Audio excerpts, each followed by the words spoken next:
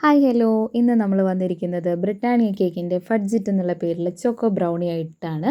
ഇതിനു മുമ്പ് നമ്മൾ വേറെ കുറേ ബ്രാൻഡിൻ്റെ, അതായത് നമ്മുടെ ദുൽഖർ സൽമാൻ പരസ്യം പറയുന്ന എലൈറ്റിൻ്റെ 2 ടൈപ്പ്, പിന്നെ അതുപോലെ വേറെ 2-3 ടൈപ്പ്, അങ്ങനെ കുറേ എന്താ പറയുക, നമ്മുടെ ചോക്കോ ബ്രൗണീസൊക്കെ നമ്മൾ ഇതിനു മുമ്പ് ട്രൈ ചെയ്തിട്ടുണ്ട്.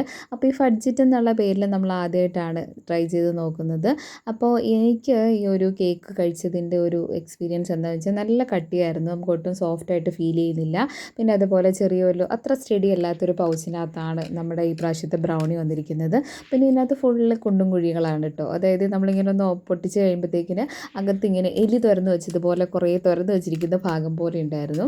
എനിക്ക് തോന്നുന്നു അതിനകത്ത് മറ്റേ ബേക്കിംഗ് സോഡയുടെയൊക്കെ ഒരു എന്താ പറയുക റേഷ്യോൻ്റെ തമ്മിലുള്ള വ്യത്യാസമായിരിക്കും. ഈ അടുത്തിടെ ഒരു കേക്ക് ഉണ്ടാക്കിയ അനുഭവത്തിലാണ് ഞാനിങ്ങനെയൊക്കെ പറയുന്നത് കേട്ടോ.